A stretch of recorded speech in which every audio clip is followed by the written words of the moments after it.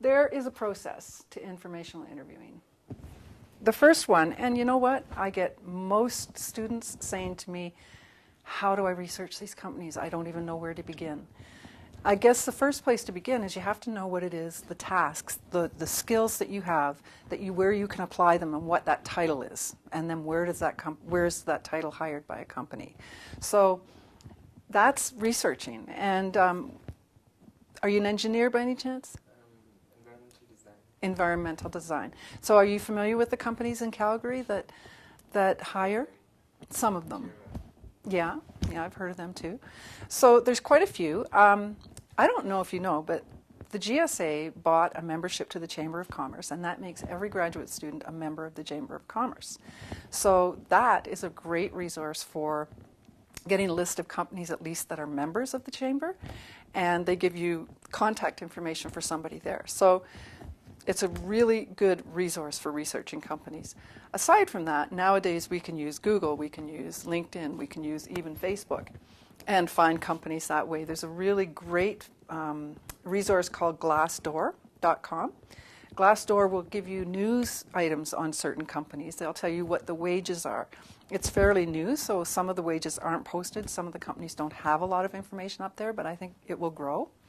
Another one, Indeed.ca, is a company that takes all of the job postings that are online on the internet, so from Workopolis, from Monster.ca, and they amalgamate them all. So you have one stop, Indeed.ca, and it'll tell you if you type in environmental design, architect, or whichever, it'll come up with any job that's posted with that title. Always the difficulty is going to be picking the right title, because I have lots of resources, but if you don't have the right title, it can be very time consuming. So you research the companies and you write them down. So when you're doing informational interviews, you're obviously looking for work, but it is a job now. So I treat it like a job. I have file folders, I have paper, I have pens always, I'm on the phone, I'm writing things down constantly. Names of people, contacts, their phone numbers and email addresses, so that I can one day look back if I want to, because in my position I may need a mentor from there. So now I look back and I can say, hey, so-and-so, we had a conversation back in, I don't know if you remember me, it was about an informational interview. So few people do them that they usually do remember me, because I was one of the ones that did them.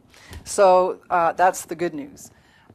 Once you've got a list of the companies, start prioritizing them. So you know the names of the companies that are in architecture. If it was oil and gas, it'd be like you list Shell, TransCanada, and Encana, all of the people that are involved with this, and then prioritize. I think I'd like to work for this one first, and 1 to say 10. And then reverse that order and start your first informational interview on the one that is number 10, the one you think, I really don't know anything about them. They do deal in oil and gas. I don't think I'd like to work here, but I'd like to know. Do that one first, and that way you can't make any mistakes. So you reverse the order and do your first one with that last company you listed. And then, this is the hard part, you have to pick up the phone and make a call. It isn't hard for me. It's extremely easy for me, so I'm happy about that. But it doesn't work for all the students, because many students are intimidated by picking up a call or a phone and making a cold call.